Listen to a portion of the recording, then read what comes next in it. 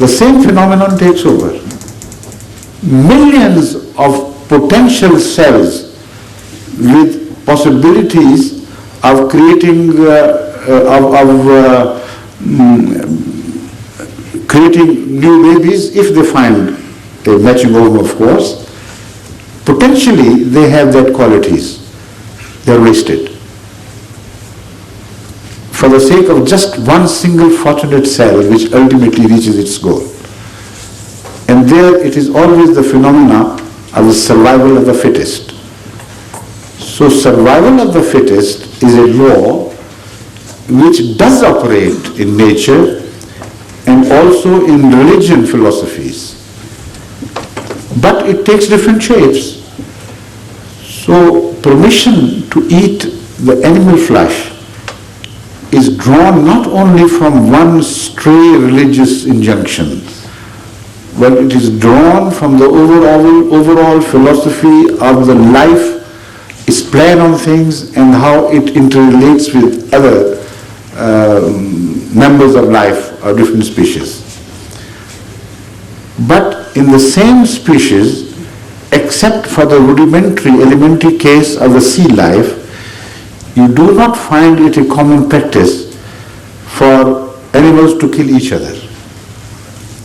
Even in the world of beasts, lions, tigers, wolves, hungry packs of wolves do not eat other fellow beings of their own sort. So that is the second lesson. Compassion is confined in relation to a certain species far more than in relation to the lower species. And the lack of compassion which you find is compensated in them by their lack of compassion to other things of lower order. So it's a much larger scheme of crime and punishment, if you call it, or what is called, I'm sorry, that phrase, cause and effect, which you find everywhere manifested in nature. So to that much for the concept of compassionability. I believe that man is at the summit of the creation. And the Holy Quran repeatedly says that everything is created to serve the cause of man and to make him ultimately perfect what he is. As such, once man is created, divine laws take over from the laws of nature which subconsciously work in every form of life. There are subconscious laws, or intuitions you may call them.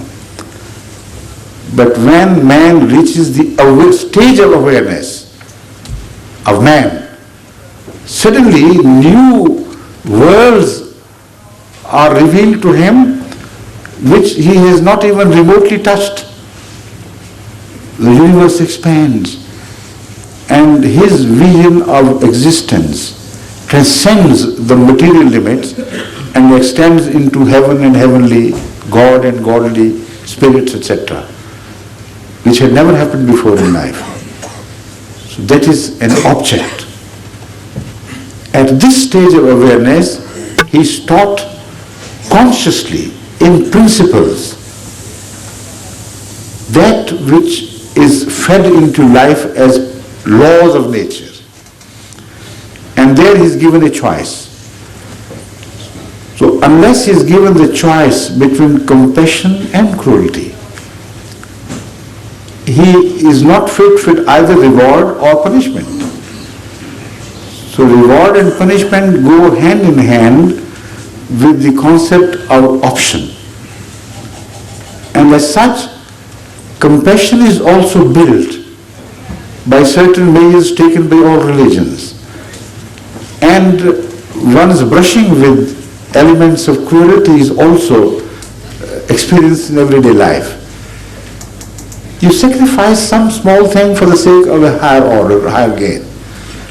Even in children who are suffering from a bad abscess, one has to apply the knife and the child suffers.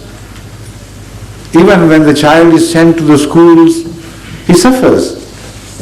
He cries, sometimes he kicks the parents who are forcibly removing from the home to the school. And yet he is forcibly removed. Is it not a contradiction between compassion and cruelty? Certainly not. These are apparent problems. Deep inside, there is the same message of higher objectives prevailing over the lower requirements of a situation. So, trouble, pain, punishment will run along. You can't do away with that. And their existence does not contradict the compassionability of God. But compassion must remain supreme. And human journey must be from lack of compassion to greater compassion. That is what I find as the essence of every religion. Particularly my study of Islam reveals this grand plan of things to me. Thank you. Any question you want to ask? Please. You are the last question, I suppose. Yes. Because already we have... being the last and as it is about time, I'm sure, Your Holiness, that many people are feeling peckish. Now, I would like to express my sincere thanks to Your Holiness, the way you answered the question with superb relevance and clarity, despite the fact that the questions are very complex and complicated. And now I come to my own question, but before I do so, I feel that I should inform not Your Holiness alone, but the audience over here, that given my background, which is a Sunni, but I happen to be born in a family which were forward-looking because they believed Islam is a forward-looking way of life. Right. And this, of course, has created certain problem, like any others that you could find it, that Labour Party is now discussing the Clause 4, or the Conservative Party is doing the Eurosceptics and so on. It's bound to be, and you very superbly dealt with the question of these Jamaat and the sects and so on. Now, and you have very clearly demolished the very idea of which being put forward by many severely orthodox Muslim lawyers, that Darul Harb and the conflict between Islam, and I thought that was to the point. Now the point that I come to, which is mine, though it may appear to some of them as a statement, but it is a statement insofar as it helps the people to understand the background. I understand, of course, yes. As I said, that I believe Islam is a forward-looking way of life. And therefore, Islam is compatible with the modern way of life, with science, technology, and so on.